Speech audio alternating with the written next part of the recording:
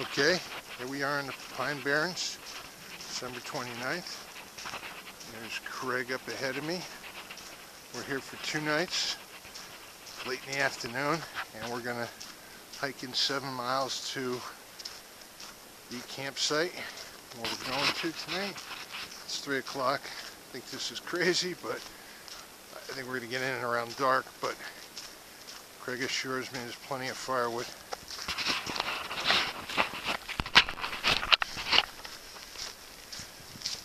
Anyway, this is where we are, the Pine Barrens. Rob from Ram Knife Sheaths, and I was accused of not showing myself enough in my videos and was told they were very uninteresting, so I hope I'm getting a few shots myself now as I hike along, trying to catch up to Craig. This is all very piney. Get an idea of what I'm looking at.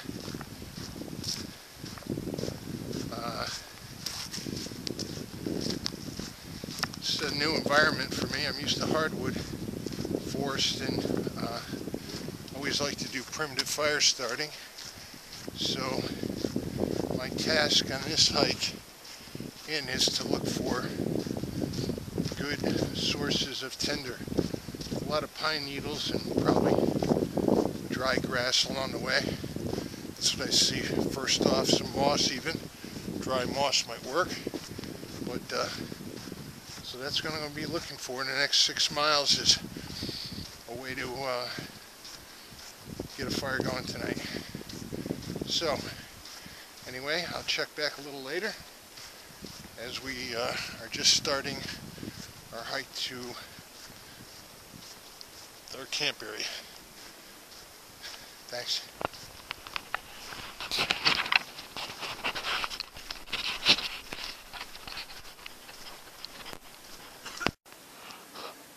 I just came by this this washout, collected with water. We got some ice.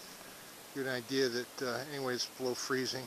Not too terribly cold. I would say it's probably in the very low 30s, high 20s, maybe. Anyway, we're only about maybe a mile up the trail, still 5 to go, so I'm gonna get going. Okay, it's getting dark in the woods. We're about 20 minutes from our campsite, and following the pink trail. This is my surroundings at the Pine Barrens. Anyway, about another 20 minutes or so up the trail.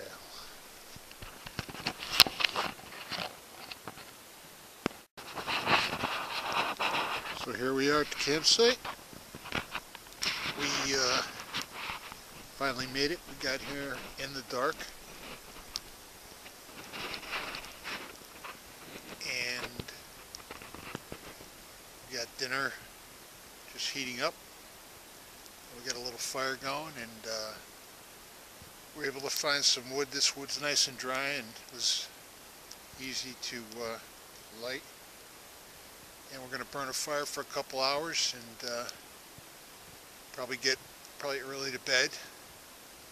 And it gets dark here early now, so 5 o'clock we were in darkness already. So anyway, we're going to sit by the fire and enjoy things, have something to eat, and probably go to bed early, and then we got a 7-mile hike out and to our second campsite, and then spend the night there, and then back to the car in the morning. So night 1 in the Pine Barrens. Cool place.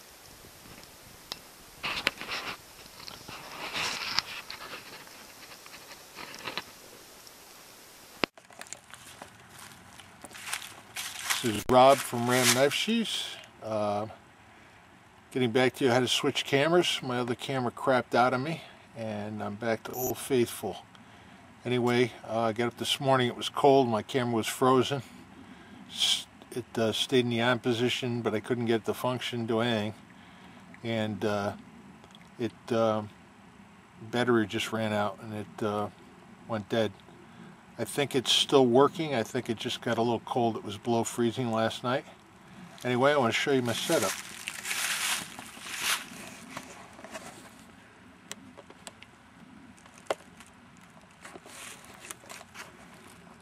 The Hennessy tarp. It's the large one. It's got a 12-foot or almost 12-foot ridge line.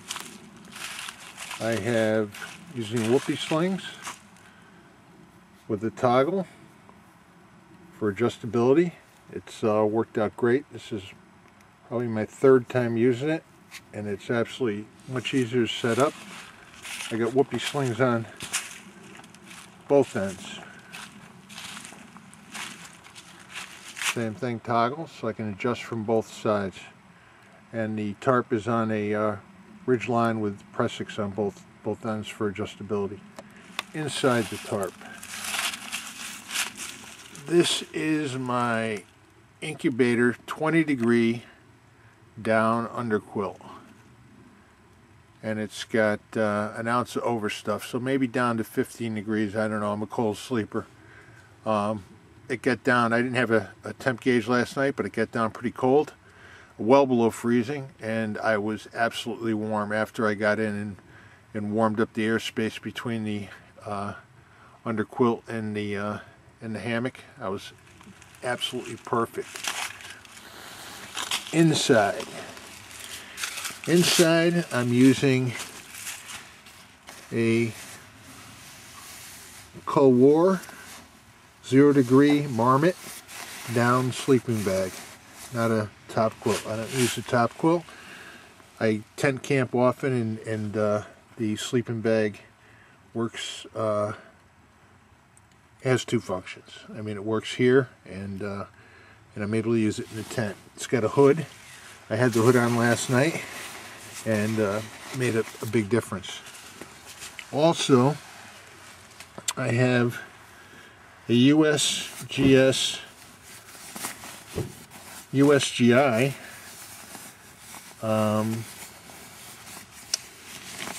Gore-Tex bivy bag, and if I get any blowing rain, this will keep me dry. So I use this both in my tent and in the hammock. It works out fine. It adds a little bit of warmth to the sleeping bag as well. And I have Reflectix between the hammock and my sleeping bag. It's lightweight. I carry it with me all the time just to sit on and throw it under my hammock at night. And you know, I don't know how much more insulating value it has, but I'm sure it offers something.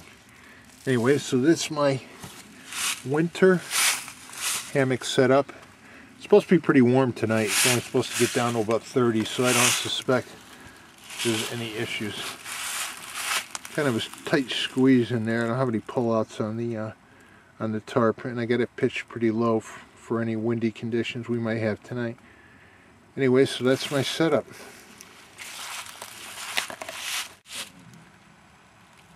Hi guys. Hammock ridge line.